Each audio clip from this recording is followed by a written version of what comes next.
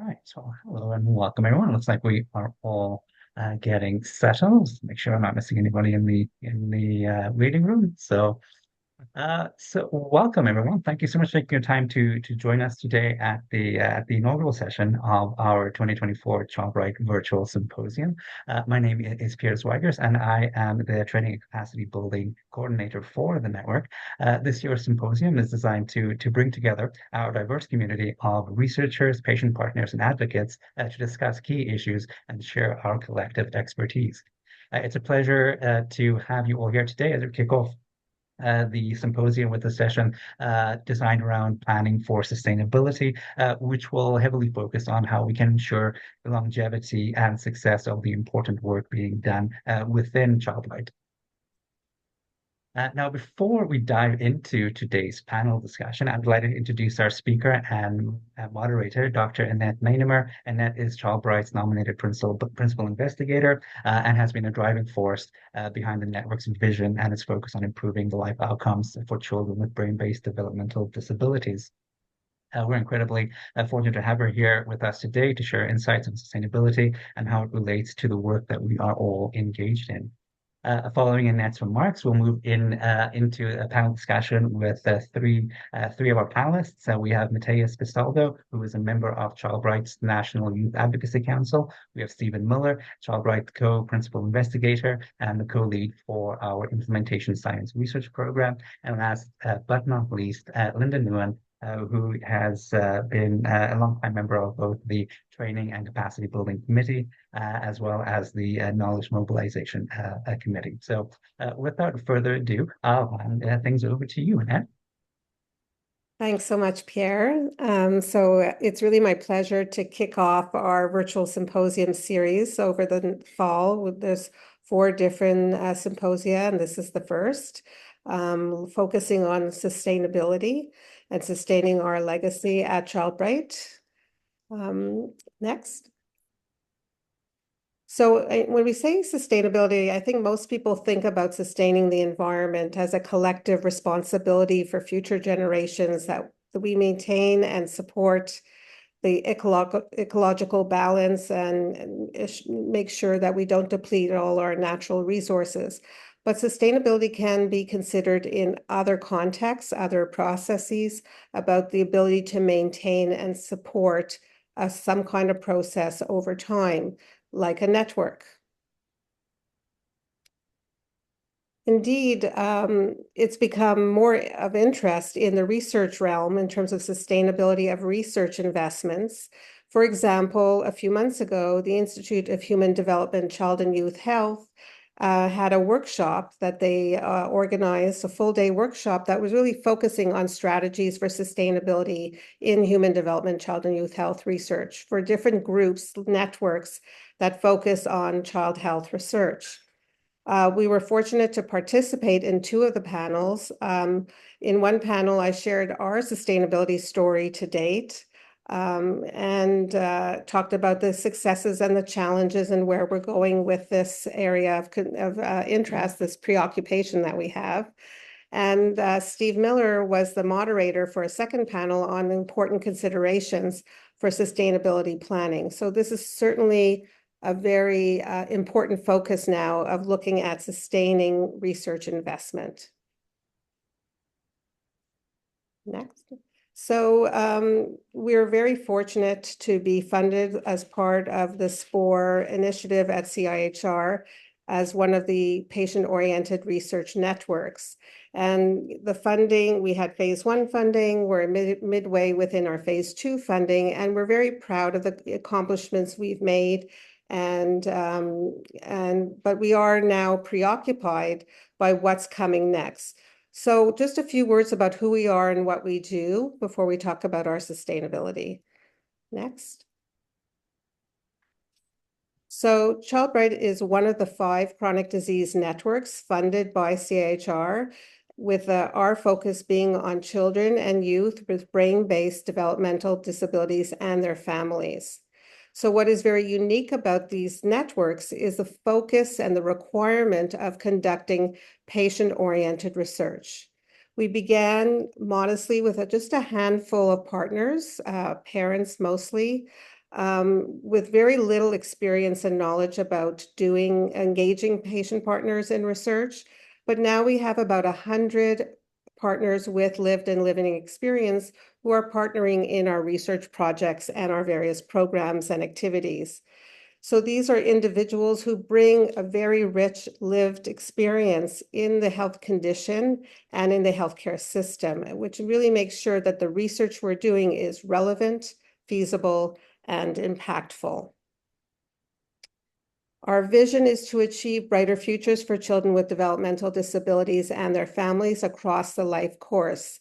And the way we are achieving that is really focusing on patient-oriented research that is promoting healthy outcomes by optimizing brain and child development, creating novel interventions, and providing more responsive services to meet gaps.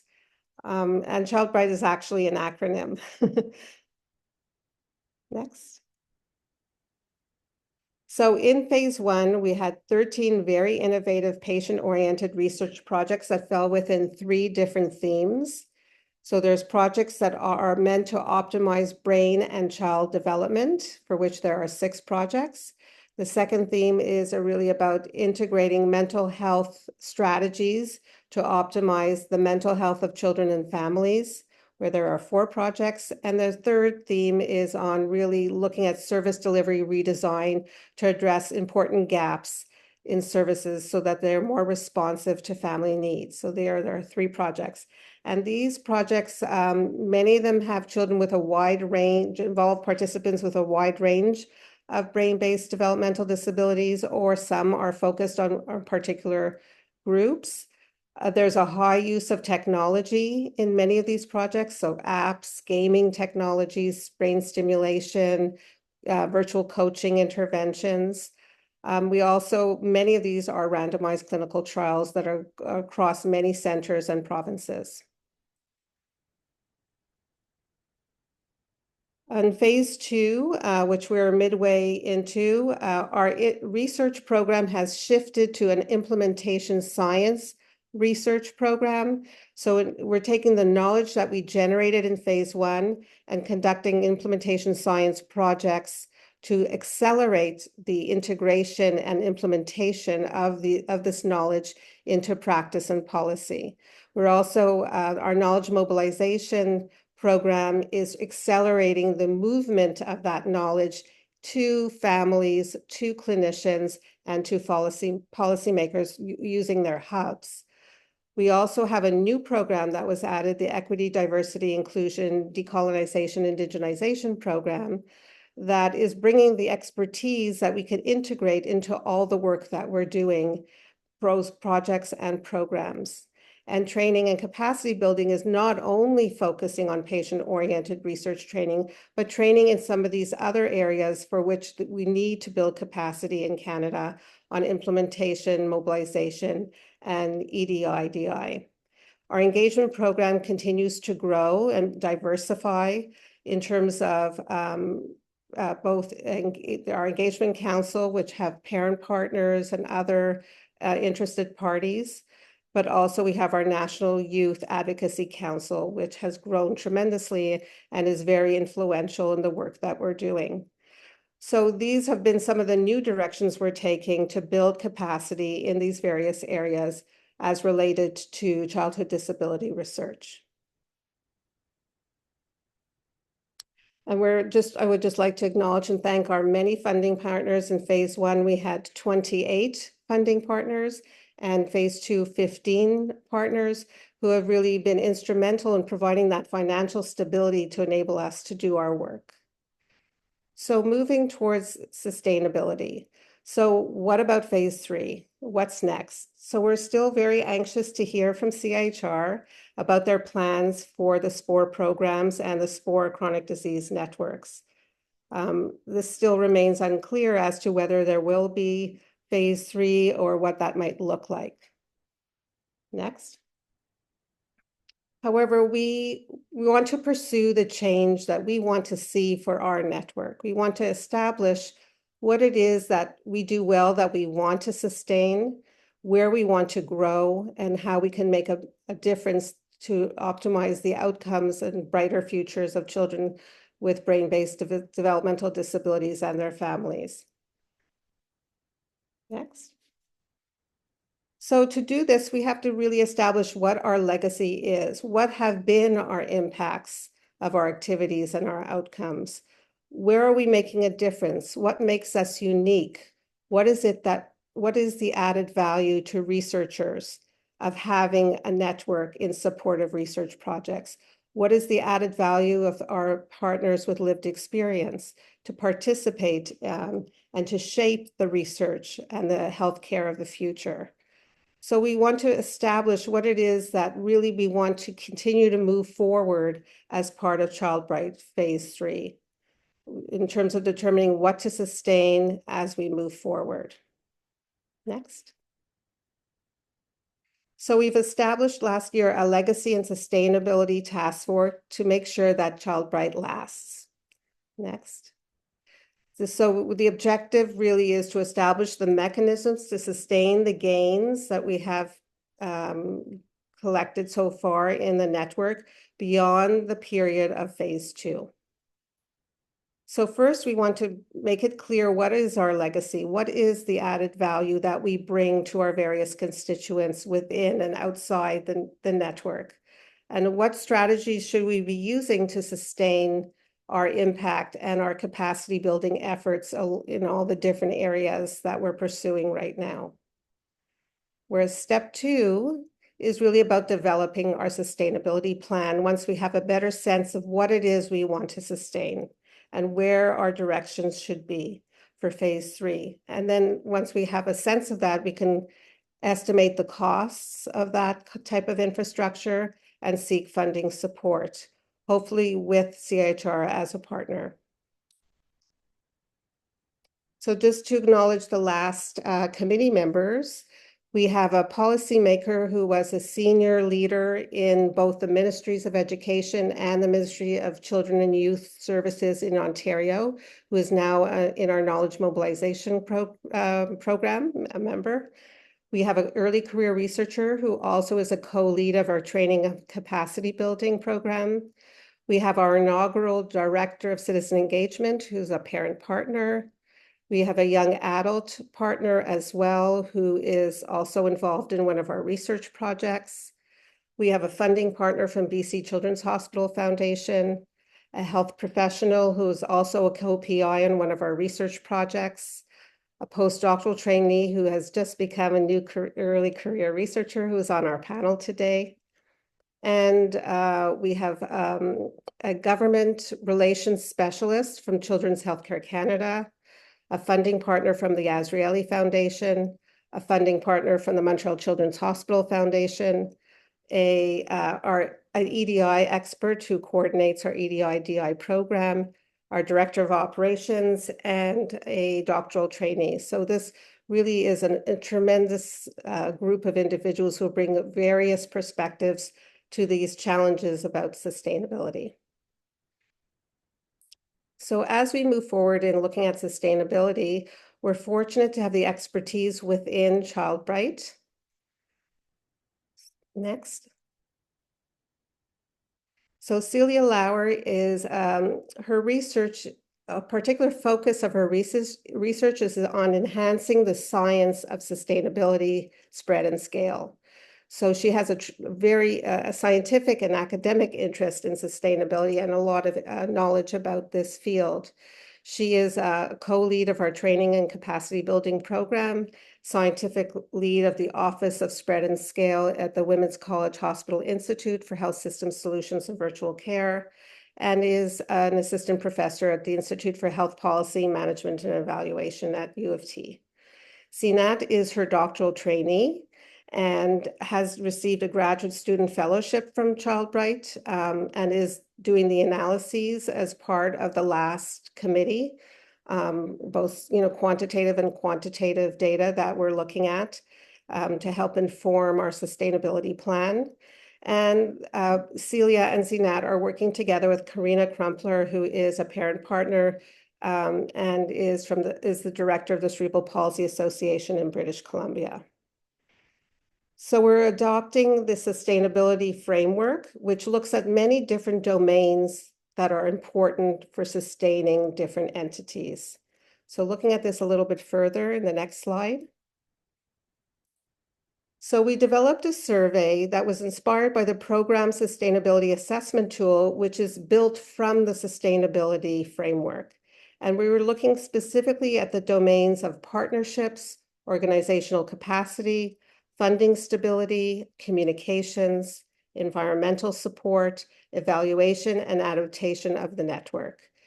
And so we created different items under each of these domains, and we asked the respondent to determine how well we are doing currently in each of these domains, to get a sense of our progress, where we need to push further, and also how important these various issues are within each of these domains as we think towards sustainability.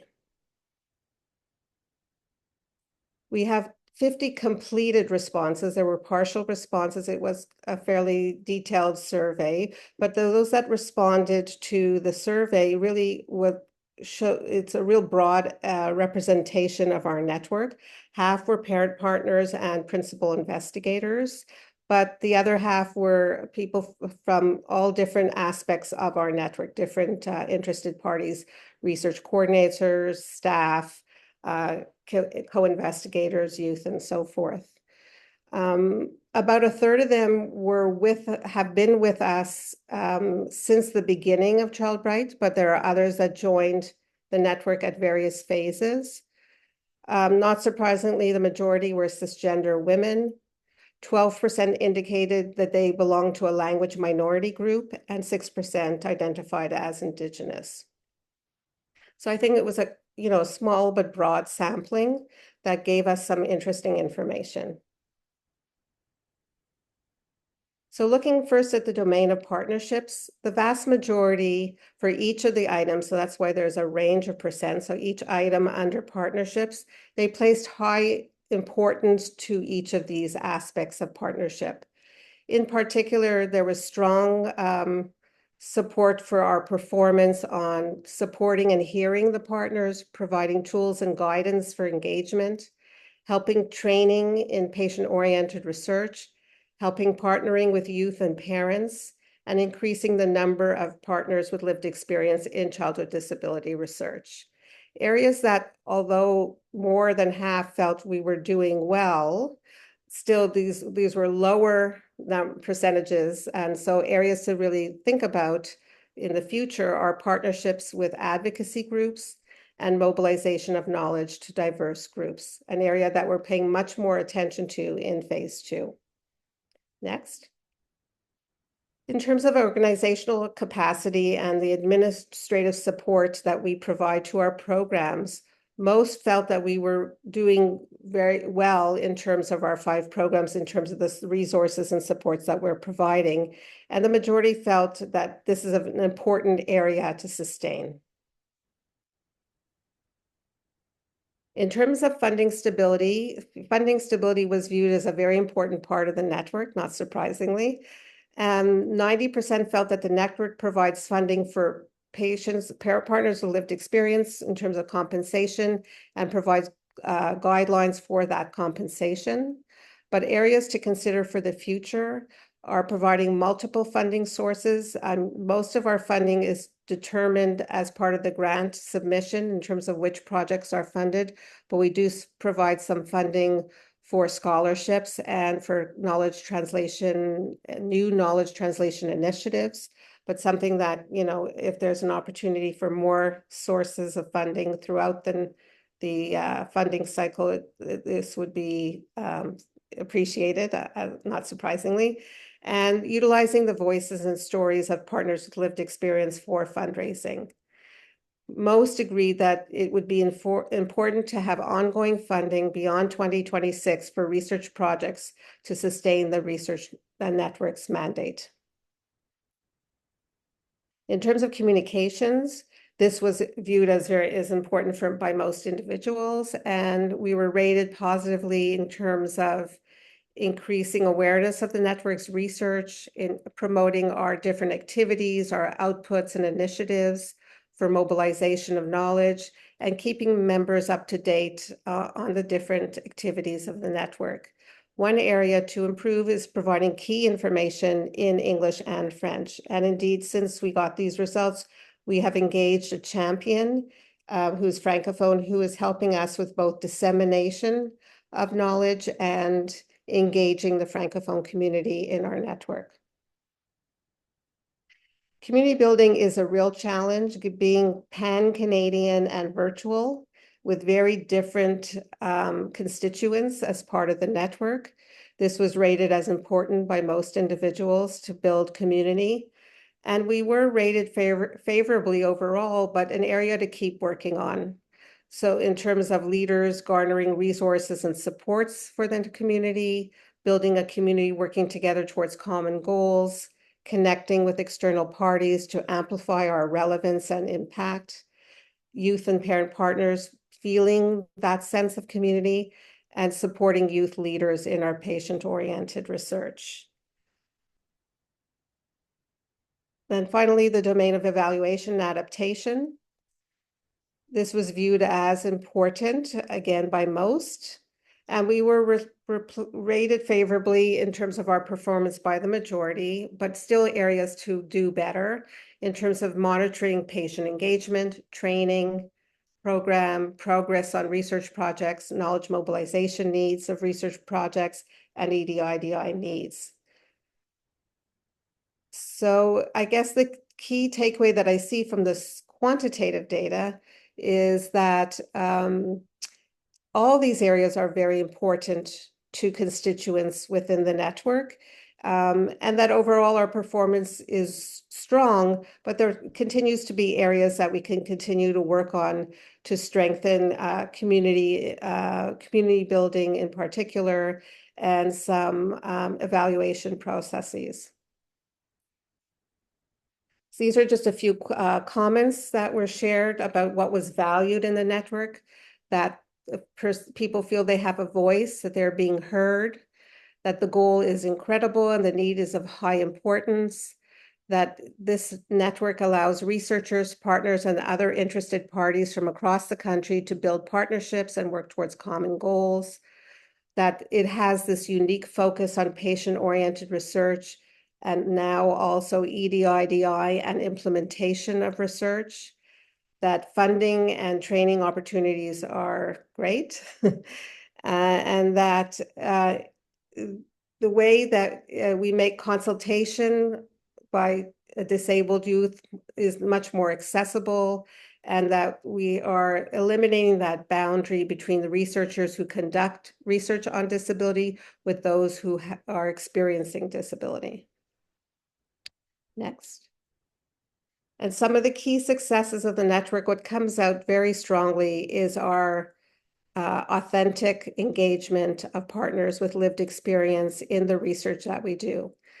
So they're very proud of our early career researchers, that they are really the future vehicles of pediatric patient-oriented research across Canada, that we bring patients and families together in a safe environment with research teams, that patient partnership is authentic and it's valued by all the stakeholders, and that we work together in planning for the future of the network.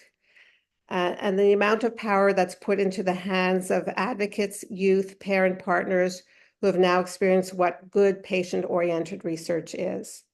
So there's much to be proud of in terms of what we've done and what we should try to sustain. But in moving forward, we need more information. So we're now conducting qualitative study to explore the perspectives of individual members regarding what aspects of the network's impacts should be sustained to inform Child Bright planning moving forward. So this summer, a focus group guide was developed with feedback from the LAST committee, the Engagement Council, the National Youth Advisory Advocacy Council, and we have ethics approval. And the focus groups are now underway. Several have been done and others are in progress. And data analysis and synthesis will follow. We do have our executive committee meeting in late November to really brainstorm on our sustainability plan, and it will be informed by this information that's being collected through these focus groups, which are looking carefully at internal goals within the network, but also external, more externally oriented goals, and really will help to shape the future planning for sustainability. And if anyone that's on this symposium that wants to provide any feedback, whether just by sending information, or if you want to participate in a focus group, we'd be very interested to hear from you. Next. So what are we learning through this process of Legacy and Sustainability Task Force? Well, we're gathering information to better understand and to better build a sustainability plan for the future based on where our strengths are and what makes us unique in the ecosystem of childhood disability research in Canada. We're also, as we look at the network, we're also looking at our individual programs and what sustainability work they need to do. So we expect to take one or more paths as we move forward, but it's a very exciting time for us at ChildBright. So, we think about moving towards lasting impacts, and we see ChildBright as a movement for change. We're moving patients into research teams. So not only have we been able to do this successfully and authentically within the network, we have consultation services both by youth and by parents for those who are doing research outside of ChildBright. And we are building other tools, which Linda will speak about as part of the panel. So we're really trying to extend our reach beyond ChildBright in bringing patients into research teams. We're also pushing research into improved practice and policy, and our Azrieli postdoctoral fellows and the training that we're getting within ChildBright in terms of implementation science, knowledge mobilization is going to be critical in building that capacity to accelerate use of knowledge generate into practice and policy. And ultimately, really what we want to achieve is a better future for children and families in Canada.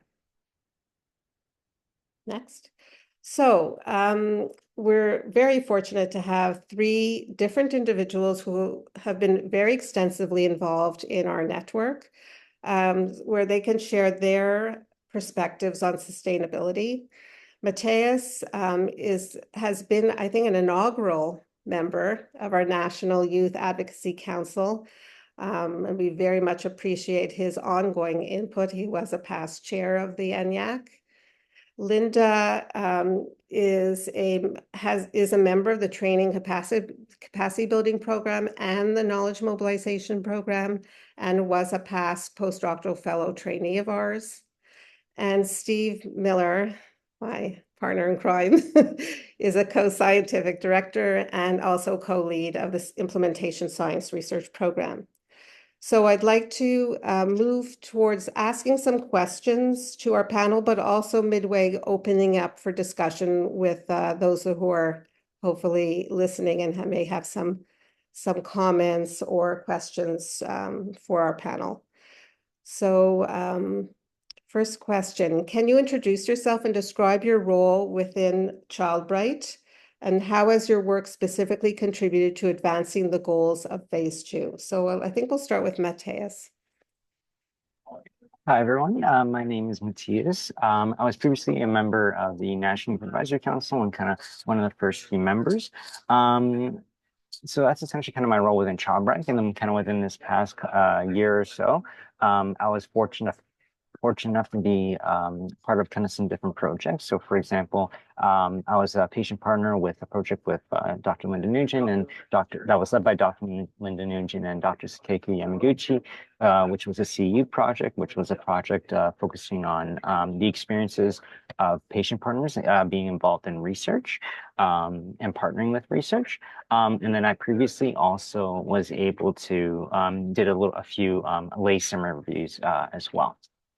So in terms of kind of like the work kind of that I specifically did and contributing to the goals moving into Phase 2, I can really kind of just more so speak to on my own experience because I often kind of just bring my lived experience of growing up and living with a disability. So I think kind of like in regards to kind of that, like it's really important to kind of like continue to kind of like involve more so of the patient partners. Especially kind of those with lived experience, because especially when it comes to kind of the projects that are being put forward, by utilizing kind of the lived experience, I think we can make the projects and the outcomes a lot more impactful and equitable in towards the populations that Child Bright serves. So, for example, with kind of like this previous project that I was involved with, the CU project, I think kind of like we were able to kind of like this. I think a big part of it was kind of like discussing kind of how to continue to improve and retain a lot of the kind of patient partners and those that have kind of lived experience. And kind of, I think it's just by continuously add. Sorry, was there a question or something? Oh, my apologies. No, so I think just in regards to kind of that Sorry, where's the base? and wanting to kind of like utilizing kind of that lived experience can really kind of help advance the goals of phase 2. Sorry, Matthias, just 1 second. I think somebody doesn't have their, I think it's the BT New. Pierre, as host, you may be able to mute all participants, and then we can ask Matthias to unmute again. Thanks. I was just essentially just finishing up. So yeah, I think kind of like with kind of the work that we've done, I think it just kind of highlights the importance of kind of that lived experience kind of component, and how we were able to kind of retain kind of those individuals and their expertise. We can really make the projects in phase 2 much more impactful to the population that we work with. Also, if it goes to answer, Okay, thank you so much, Matthias. And Linda? Thank you so much, Annette. Hi, everyone. My name is Linda Nguyen. I'm currently the Israeli Accelerator Assistant Professor in Youth, Sibling, and Community Engaged Research in the Faculty of Social Work at the University of Calgary. My research focuses on engagement of youth with disabilities and siblings, as well as mobilizing research into policy and practice. I've been involved with the Child Bright Network since the very early days, back when I was first doing my PhD studies, continuing on as a postdoctoral fellow trainee, and then continuing onwards now as an early career researcher. As Annette mentioned, I'm a member of the Training and Capacity Building Committee, the Knowledge Mobilization Committee, where I previously completed my postdoctoral training with the team, and the Legacy and Sustainability Task Force. In terms of my work for contributing to the advancing the goals of phase 2, which I see as really the implementation science and sustainability. That includes my contributions to the different committees and programs about how we can work together to look at different initiatives and activities. For example, the training activities with the Training and Capacity Building Committee. A specific project I'm currently working on now with Child Bright and with Annette is co-leading this project is a patient-oriented research toolkit that we're co-developing for our child health researchers from across different levels of their careers, including early career researchers. And so this toolkit is really synthesizing the lessons that we've learned and the resources that's been developed both internally within Child Bright, but also external resources. So that can include passive activities such as tip sheets, all the way to being those more active activities to be involved with, such as different courses that are available. And so it's so important to think about what are those resources and tangible products that can then be shared beyond phase 2 and potentially with phase 3 of Child Bright. Well, thank you, Linda, and Stephen, to introduce yourself as well. Yeah, thanks, Annette, and great to be here. And thanks, everyone, for joining us for this symposium. I'm Stephen Miller. I'm the head of pediatrics at the University of British Columbia. Like Matthias and Linda, I've had several roles and continue to have different roles in the Child Bright Network. From our initiation in grant writing days, I'm one of the co-leads for the network and currently serve on the executive committee, the steering committee, and I co-lead the implementation science team together with Janet Curran. Alan Cooper manages our team, and We've recently been joined by Simone Collins as a postdoctoral fellow. In phase one, I led the research team together with Alan Cooper, and that provided an important overview on the spectrum of research through ChildBright. And I have to say that I continue to be so impressed by the impact of patient engagement across the network, and very glad to see the comments about authenticity that Annette shared at the opening of the symposium. I was a co-lead for MATCH, the trial of maternal hyperoxygenation in neonates in newborns prior to birth with congenital heart disease, and continue to work with that team on phase two of that project on the implementation of guidelines for structured neurodevelopmental follow-up for infants with congenital heart disease. And I have to say that one of the real benefits of engaging with the ChildBright network has been the openness and the welcome of the network to engage across multiple different layers of the network, and to engage in different ways. And so I'm just going to echo Annette's comments and Celia's post in the chat that if you're interested in participating in a focus group or wanting to join these sustainability initiatives that are ongoing, please do. Annette, back to you. Okay, thanks so much. So as you can see, these three panelists wear many different hats, have been very much involved since the onset in different ways and evolving ways, are very implicated, and are really strong advocates for patient-oriented research, which is really so critical to who we are and what we do. Can we go to the next question, please?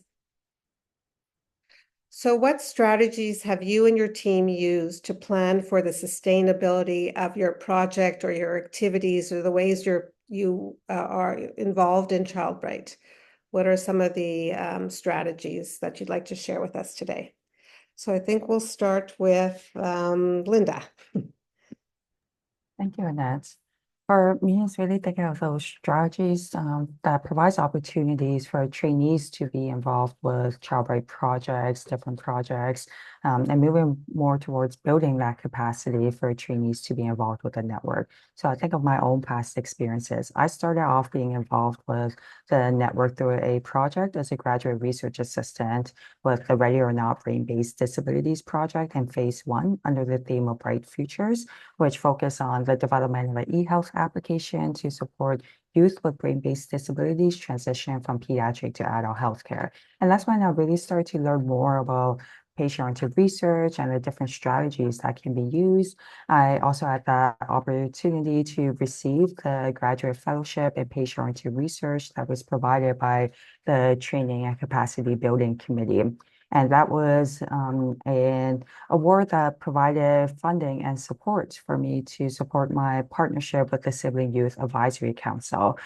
For example, that allowed me to promote different strategies for how to engage with siblings who I was working with during my doctoral studies and continue to partner with.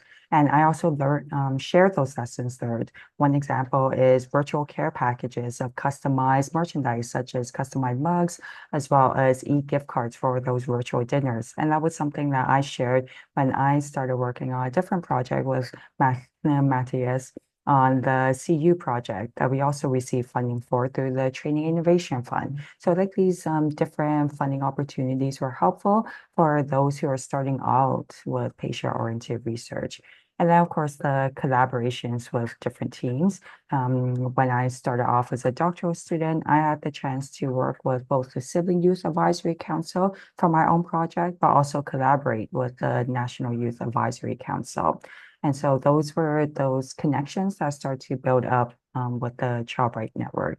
I think moving forward with strategies is to be able to package those lessons learned and resources that the network has built over time into the patient-oriented research toolkit that I'm currently working on now with Annette. Stephen?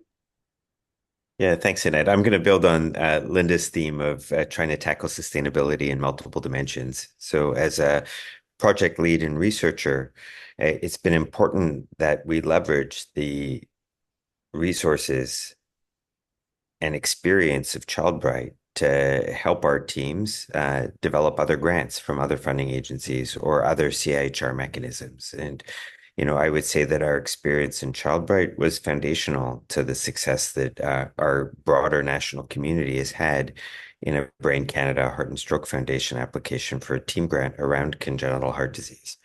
And so that doesn't sustain ChildBright, but it speaks strongly, I think, to the value of ChildBright and the elements of ChildBright that require sustaining. Several of our research teams have moved on to apply for other grant mechanisms successfully, and that becomes another avenue towards sustainability of the research, even if not the network. I was asked to talk about or reflect on network sustainability from a national level, and for disclosure, I lead the advocacy theme team of the Pediatric Chairs of Canada. I'm fortunate to serve on the Council of the American Pediatric Society. It was very much about promoting academic pediatrics across North America, and am able through those forums to bring up the importance of authentic patient engagement, patient-oriented research, integrating the youth voice in all of our activities, research and otherwise, and point to ChildBright as an exemplar of how that work should be done. I think it's incumbent on us as a network to ensure that we promote ChildBright's relevance to solving the current crisis in child and youth health in Canada. And I just want to share some of the statistics that I was reminded of yesterday at a board meeting that I think are very relevant to the longer term goals of ChildBright. And these are the issues that are getting national attention, right? Canada once ranked in the top 10 among OECD countries, OECD being the Organization for Economic Cooperation and Development, and really high resource countries. So we used to be in the top 10 of child health outcomes. In the most recent UNICEF report, Canada's fallen from 10th to 30th with respect to children's physical health and 31st of 38th with respect to children's mental health. I mean, really quite appalling. Over 30% of children and youth suffer from chronic disease in Canada. 1 in 5 children experience or live with chronic pain. We have, as a country, one of the highest rates of adolescent suicide in the developed world. And across the country, an estimated 100,000 children and youth are waiting to access mental health services. And when I think about the research program and now the implementation science program of ChildBright, we have activities that have relevance across these needs to improve child health even more broadly. And so when I think about national engagement towards sustainability for ChildBright, it really is about ensuring that we are able to translate and mobilize our approach focused on improving the lives of children and youth with brain-based developmental disabilities and their families to this national context. Well, those are really important comments, and I think as we're looking forward, our relationships with external partners such as Children's Healthcare Canada, and other advocacy groups, bringing our knowledge of evidence and our voices of partners with lived experience, that will be critical in trying to move the needle on these areas where we're performing so poorly in Canada. And indeed, that UNICEF report, it's been many years now that we're ranked at the 30 plus out of 38. This is a consistent, it's not a one-off, but it has been many years now that we're really performing poorly. So we haven't turned things around in any way. So I definitely appreciate your comments. Matthias? Yeah. I'm just going to continue with the theme that was kind of already discussed between Linda and Stephen. So for me personally, what really kind of helped contribute was kind of those continued opportunities for learning development, especially kind of being involved with a project. So for me, there was more of an opportunity than just kind of sharing my own lived experience, right, and how that pertains to the project.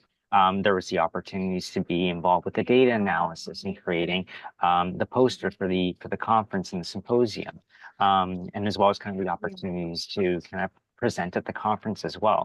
And all those kind of learning opportunities really kind of help not only impact, I think, with the individual's kind of confidence with being able to wanting to get involved in research, which can really kind of help sustain having patient partners involved in research, but kind of those increased kind of learning opportunities can really kind of not only kind of help with their own learning development, but can also contribute in terms of kind of the wider child right, because they can kind of act as kind of mentors for future students and individuals that want to get involved in patient partners, and they can really highlight the positive outcomes of being able to get involved, particularly as a patient partner or being involved in research in whatever capacity that they wish. Okay, thank you. That's really, really important points to emphasize. And, you know, I feel like it's been really a learning environment where we weren't afraid to make mistakes. And I think because of the comfort level that we achieved, which wasn't perfect, you know, I think, you know, we have to acknowledge that this is a difficult pathway, particularly at the beginning when we're learning about patient engagement and how to really be authentic in terms of listening and having an environment that's really comfortable for everybody. And I think by making mistakes and acknowledging them, we really are learning a lot about how to do better. And, you know, we started off really not at a novice level with very few people, but I feel like we've really learned so much, and I'm really so indebted to our partners with lived experience who have really led the way courageously in helping us to do better. So I'm just, before we continue with another question, I'm just wondering if we should stop at this point and see if some of our participants would like to ask some questions at this time, or have particular comments or suggestions. So if anyone would like to. Feel free to type in the chat, and we'll relay that question to either Annette or Linda, Stephen, or Matthias. Or feel free to just raise your hand, and we can hand the mic over to you.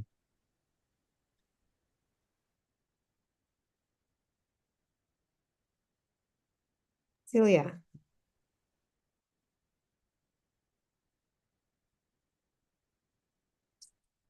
Hi, everyone, and thank you for a really interesting presentation so far.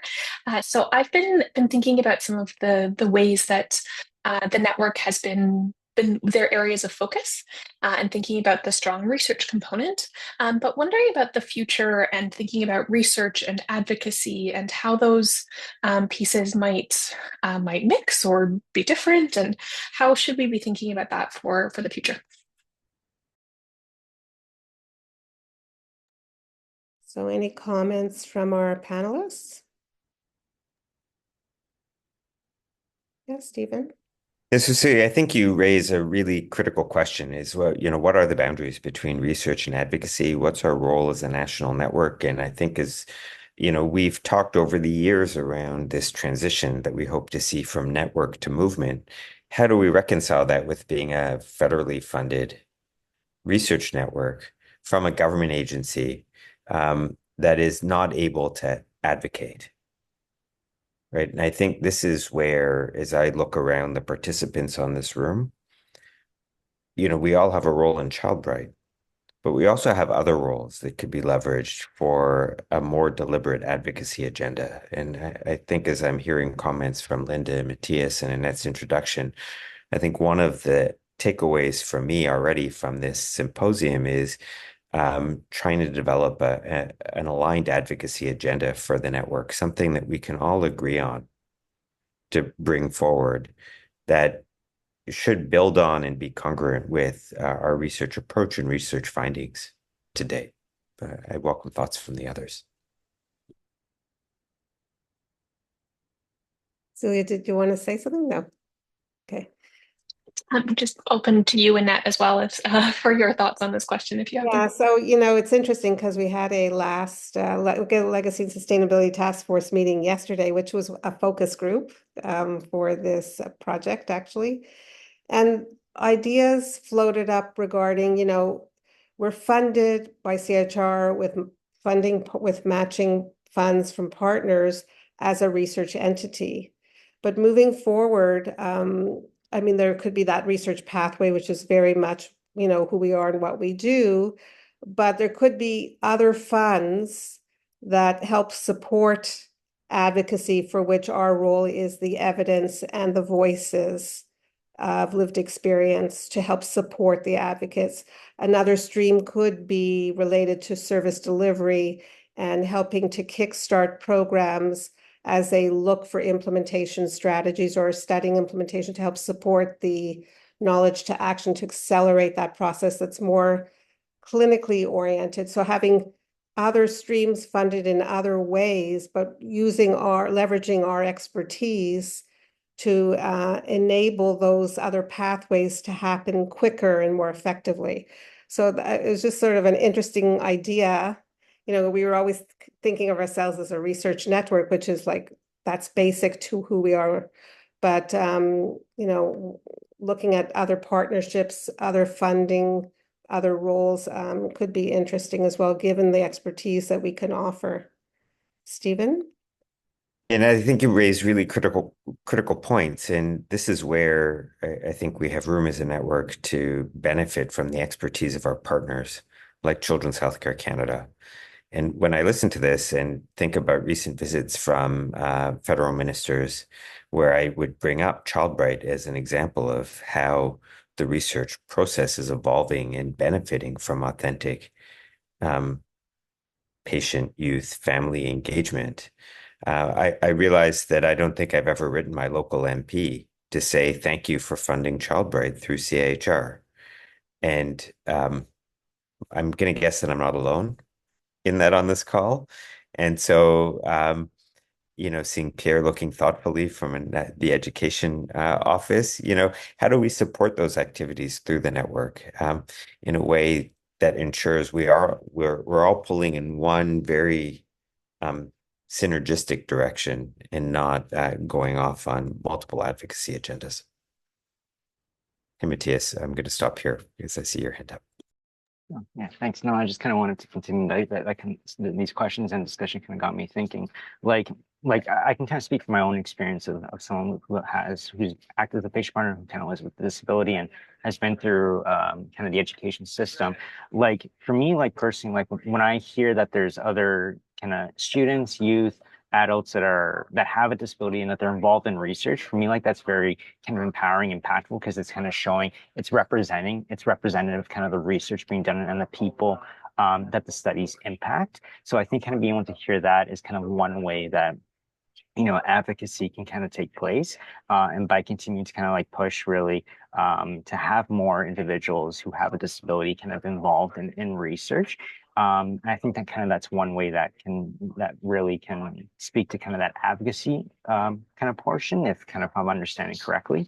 And kind of from that funding perspective, Stephen, kind of what you mentioned of being like, you know, writing to kind of your local MP, it kind of got me thinking in terms of like, and again, I might not be too familiar with this, but like in terms of like the post-secondary route, especially kind of, for example, in universities that are involved kind of in the different kind of health sciences.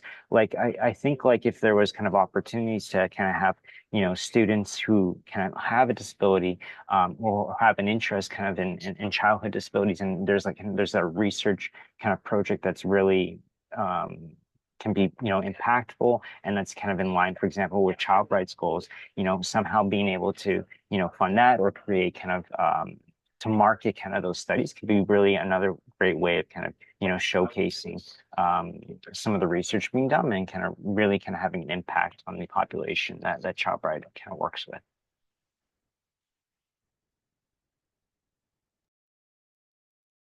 Annette, you're on.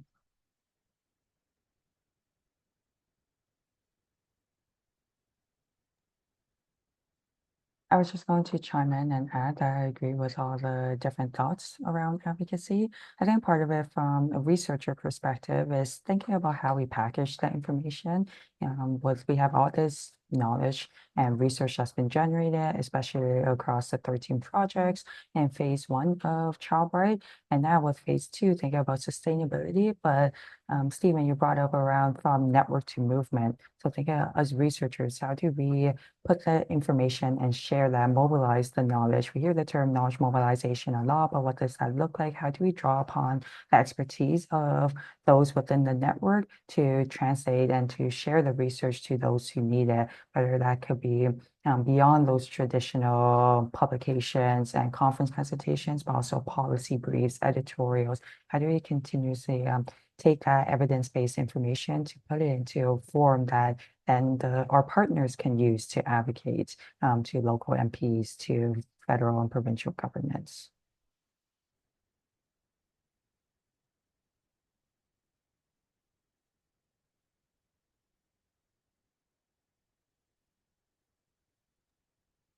Sorry, you muted, Annette. Maybe we'll go back to the questions that we have, and then we can have another open discussion as people think about what they're hearing, if they have any comments or suggestions.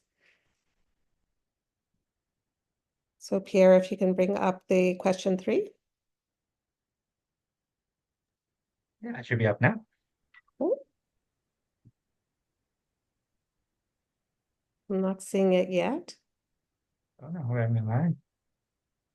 I can read it out if that's helpful, Annette. Oh, I could read it. I just was wondering if we had it. No. So if ChildBright were to transition to a 3rd phase, how do you envision your role or project evolving? So how do you see your role continue in ChildBright? What additional resources or supports would be necessary to continue making a significant impact? So start with Stephen. Yeah, thanks, Annette. This is actually a hard question, and I'm not sure that I've got a clear answer, in part because we've been directed by CIHR at each phase, and it's unclear what CIHR will put out for phase 3. If they were to ask me, I would like to see the network get back to some of the primary research, because I've seen across our research projects this being impactful in parallel to the implementation science. So complementary too, and I think that a success of ChildBright has been a portfolio of academic activities. And so would hope that we have some input there. And Annette, to your point, I think we need to consider sustainability with CIHR as only one component of how we sustain the network. And we're going to have to look towards other components and other opportunities. And this is where these national connections are going to become very important. The other key element of sustainability, I think, of any initiative and organization is leadership renewal. And that is not the traditional approach with research grants and projects where investigators tend to follow. We don't have renewals anymore, but you go from one project, you build on those findings to the next, you identify the next knowledge gap. And this is how the investigative process moves on. Organizationally, when I look at thriving institutions from a department head and a division head perspective, the thriving institutions tend to have a 10-year tenure around leadership, give or take a couple of years. It's not fixed to the date, but there is benefit in people seeing a career path towards leadership. And I think when we look towards, additional resources or support, I think something that we will have to grapple with as a network is how do we support leadership transitions across the network. I'm not speaking exclusively of myself or the other co-leads that I see on the call. All levels.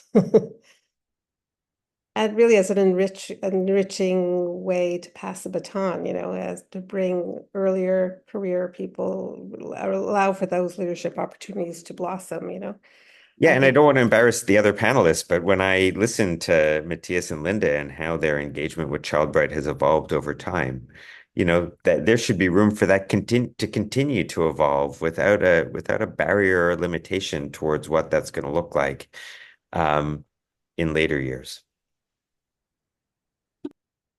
But different roles, that's the opportunity for different roles and more leadership I think is really important. And succession planning for sure. So what about Linda in terms of phase 3 and how you see your role within ChildBright and what you think might be some of the necessary resources that would be needed to really enhance our impacts?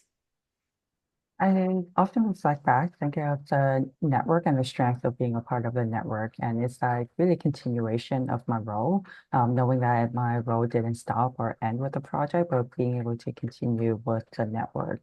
Now, as an early career researcher, I look back and think, how do I support the next generation of students? I was part of this network from my graduate studies to postdoc to now early career researcher. So thinking of how to support students and learners about patient-oriented research and engagement with different interested parties, youth, siblings, families, policymakers. And I also think of that it's not just what we think of learners and students in the traditional environment, but also the partners who we work with. So an example is I, in the past, have trained other partners on how to conduct data analysis. One example was Matthias on our CU project on qualitative data. And people would say you would need that kind of very specific training, but how do you have partners involved and be a part of that data analysis if they are interested and choose to do so? So how do we, and a bigger question is following along the lines of what Stephen mentioned, we have a growing community of all these partners and individuals, students, trainees. How do we provide those opportunities for them to be involved in different capacities across the network, more than just single projects, but across different committees and possibly leadership too? So what's the answer?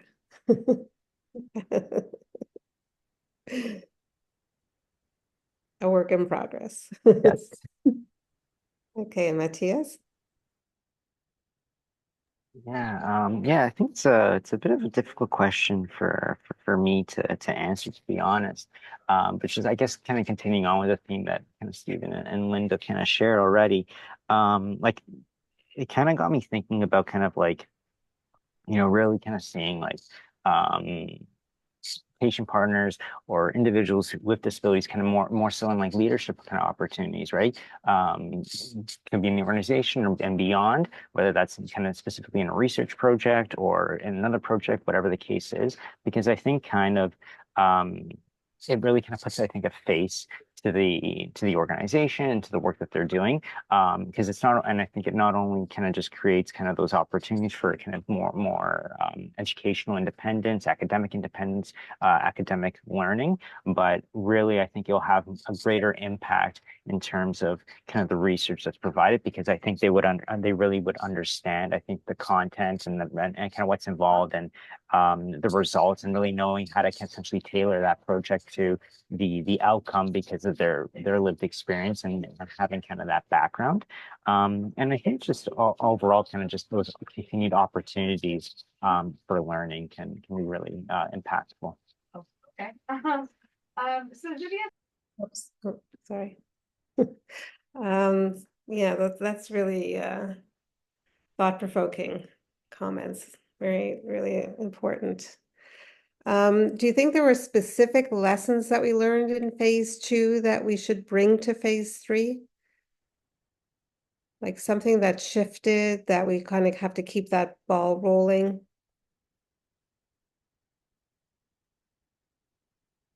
That's just open to the panel in general.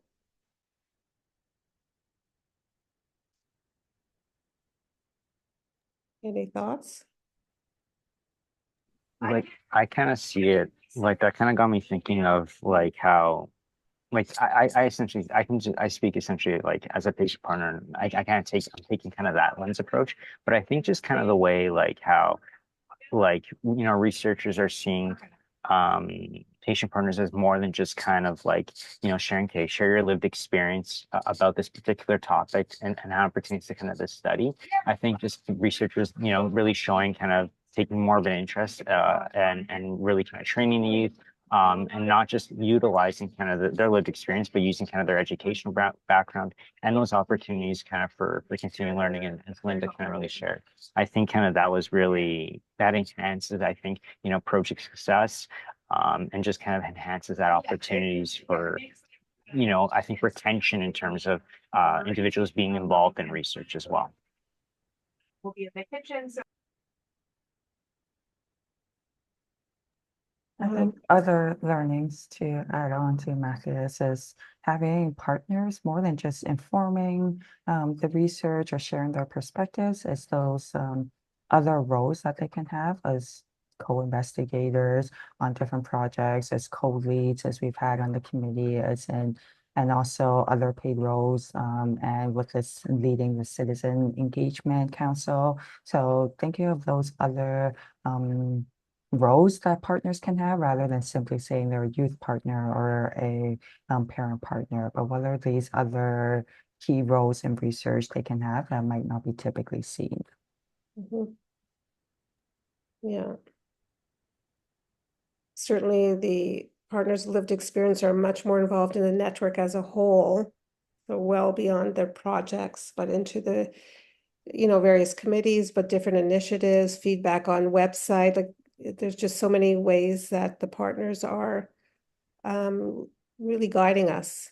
And I think we've learned, I think we're doing better in that regard of really thinking about a collective effort. I think phase 2, we're much more deliberate about diversity because it became more important. We looked at some of our, like, the profile of our partners, and, you know, we wanted more youth, we wanted more dads, we wanted more geographic diversity, more rural, more ethnic diversity. And so we were more deliberate in our efforts to engage different partners who provide complementary voices, to really help us to better understand, you know, the different perspectives that should be considered in the work that we're doing. So that's something I think that we're learning more about in phase 2 that could be carried through to phase 3. I see that we have 2 questions on the chat. So one is to look outside of Canada, see what similar bodies are doing well, maybe adopt practices. Any comment from the panel about that? Yeah, from the tables that I've been at from an international perspective, particularly in North America, I have to say that ChildBright is pointed to as an example of how to do things well. It's not to say that we shouldn't be learning from others. I think that we've been paying attention to patient-oriented research in England, in the UK in particular, and I appreciate Alan Cooper's engagement there to see how else we might be framing this. And 2 lessons from looking at other networks that I was going to bring up in response to the last question. So I think ChildBright is already doing this, but we need to do more of. You know, one is I'm very impressed in phase 2 how we rapidly shifted towards implementation science, where there really was not appropriate capacity in Canada, and a lot of our phase 2 activities have been around capacity building. And Janet Curran and her team of colleagues in implementation science looking at the Azrieli postdoctoral fellowship program, but there's a lot of capacity development at multiple levels of the organization that I think we would want to sustain and ensure is a perspective that we bring to phase 3, whatever direction CIHR might think of for the network. And the other aspect that I think we're very privileged to work with an amazing group of staff in a distributed central office and across multiple projects. And it's been fantastic to see the deep expertise that each of these individuals in the network has been developing, and the collaborations that are emerging across the different parts of the network. And I would hope that that's something that would continue to be fostered into whatever the next phases are of this network. I agree. In terms of our coordinators of programs, there's much more integration and synergies across the programs, working more collaboratively, and initiatives that are much richer and more meaningful. And your comments in terms of outside of Canada, like, you know, the UK probably was the first to really have public engagement in research. Like it probably began maybe 25 years ago. And in particular, they're strong with youth engagement, and we did learn from their experiences. Alan and I believe Keiko and others have reached out to learn more about their ways of engaging youth. But I'd say we're probably like leaders in the sense of patient-oriented research because it's been so strongly supported and so deliberately thought through by CIHR in the SPORE program that it's very rapidly like there's a trickle effect that, you know, in terms of people using this approach more and more in the research that they're doing. And I think the chronic disease networks have been very influential in that regard. Kim?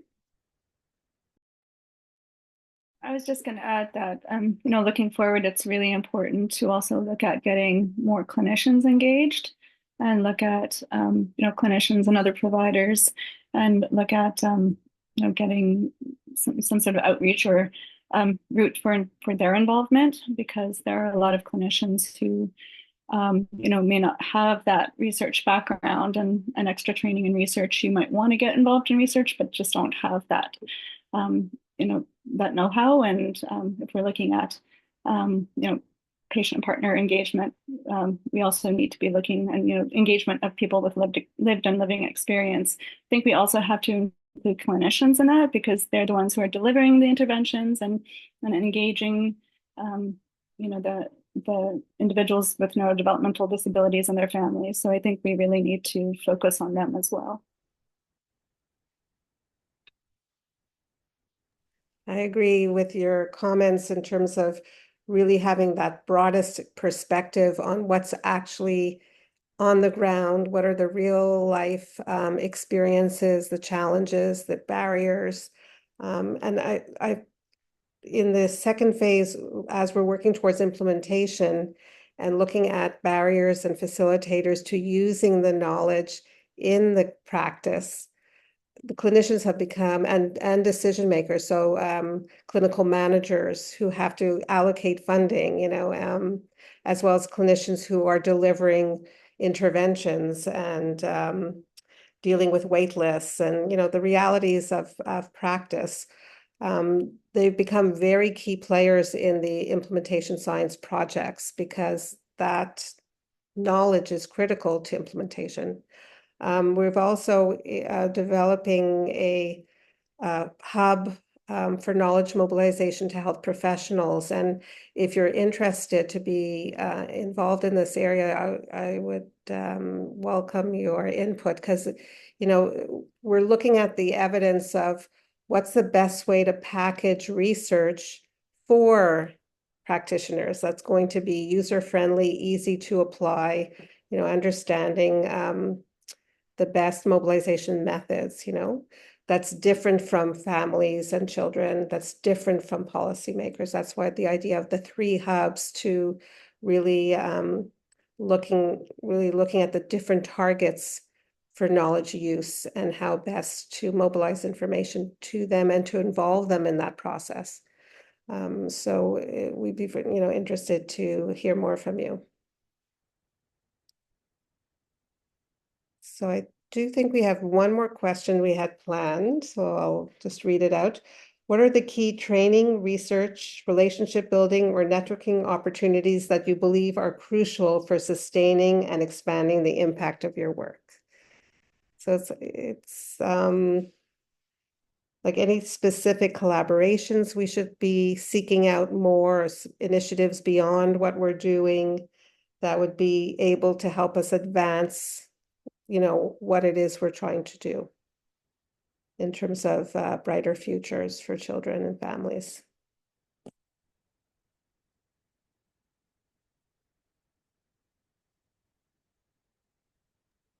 Who would you like to start? Whoever wants to start. You can take it away, Stephen. Oh, I saw Matthias, you unmuted. Why don't you start? Okay, Matthias.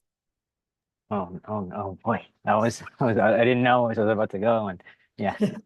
No, I think like it's a bit of I think a difficult question, like to answer in terms of kind of how you can think about it.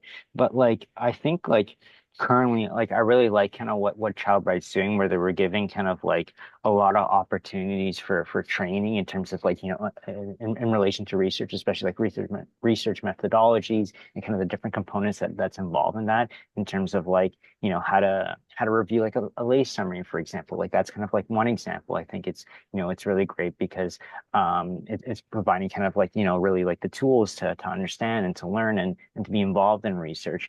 What Linda had mentioned earlier about kind of the patient partners being able to learning how to do data analysis is kind of really important, because that kind of I think helps retain the patient partners on research projects, in addition to kind of providing like those educational opportunities which can advance their own education and academic career.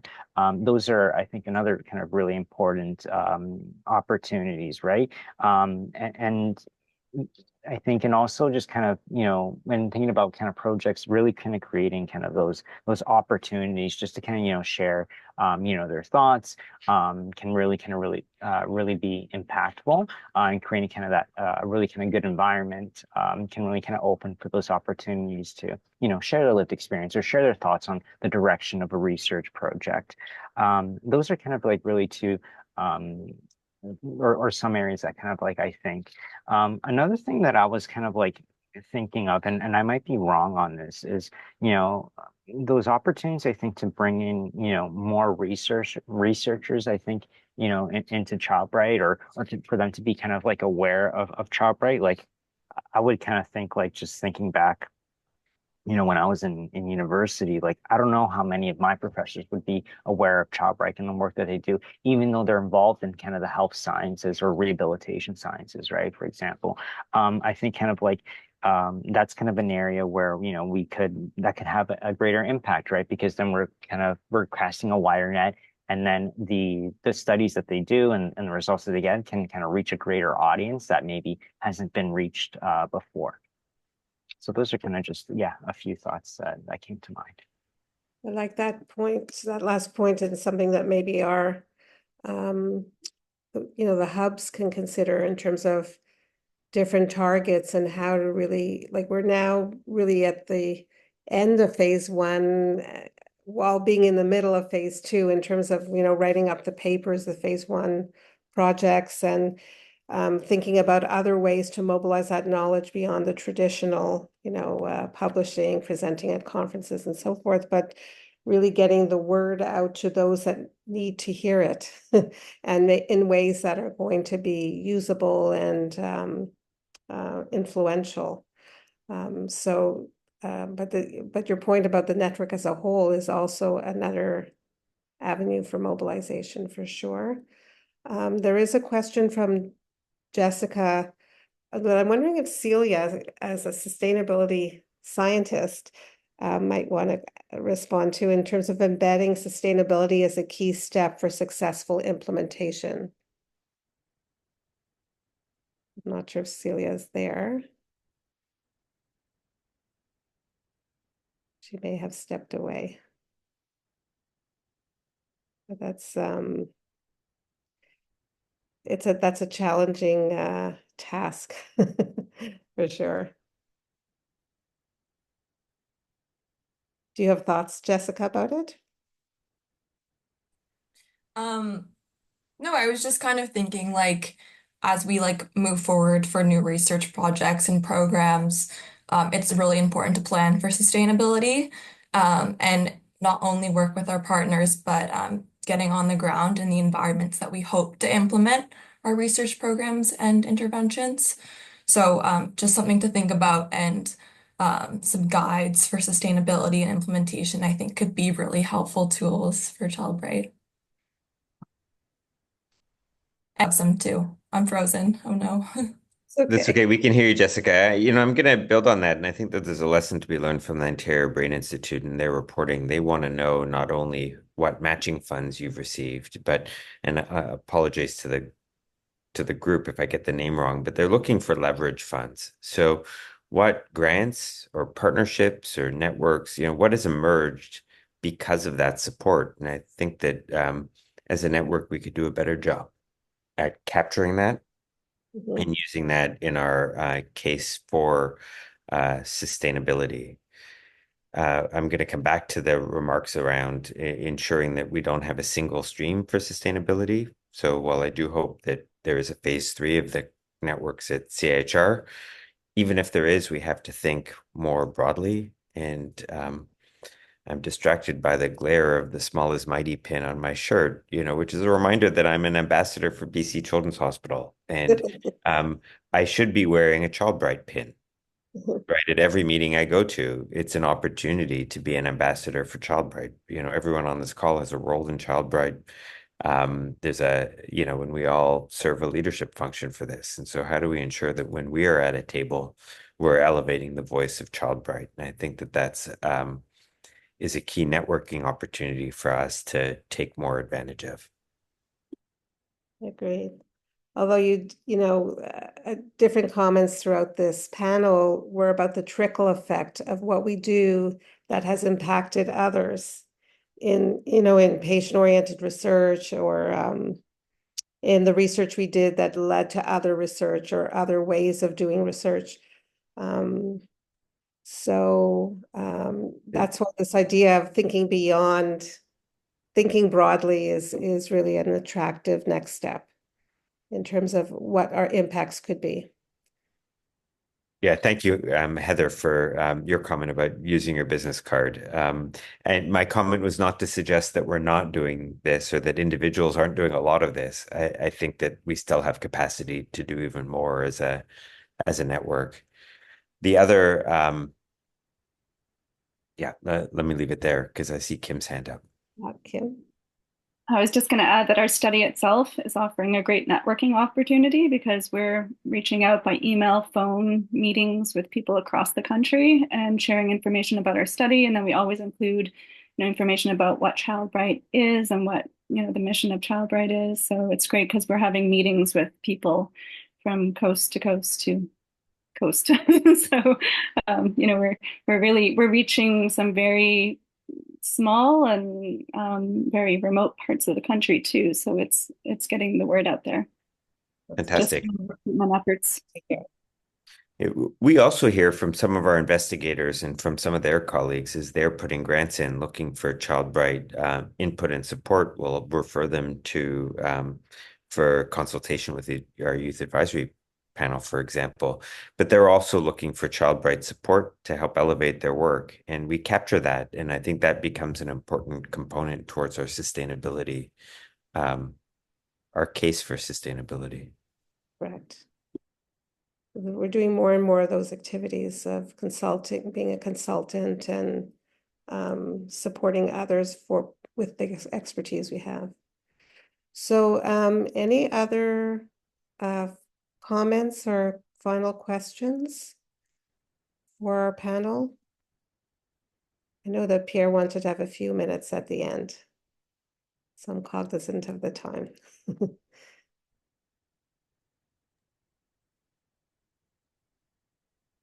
Well, I would just like to thank our panel members for their really thoughtful and frank comments and the tremendous expertise that they bring in all the different experiences they've had in our network that has made such a difference for us. And it's, I'm really proud of what we've accomplished, and it's because of the people like the ones at the panel, but really the people that are involved are so committed and so willing to learn together and support each other. And I think that's a really key ingredient to our success. So thank you very much to Matthias, Linda, and Stephen, and I pass it on to Pierre. Thank you, Nancy. I couldn't do a better outro if I tried. So thank you everyone for joining us today and committing some of your time to learn more about Child Bride and maybe some of the plans moving forward. So as we mentioned at the top of the session, this is part 1 of a 4-part series we are putting on throughout the remainder of October. So if you have not registered for the next session, which will follow up on some of the things we chatted about here, the core theme will be focused on knowledge mobilization and the engagement of the community in driving those efforts forward to securing impact and I guess in a way lasting sustainability. So if you have not signed up yet, feel free to scan the code, but we will certainly send you the link as well and then with the recording of this session in the new week. So until then. If you have any questions, feel free to reach out. But we look forward to continuing on this conversation in October. And yeah, hope you all have a wonderful week and chat with you then. Take care.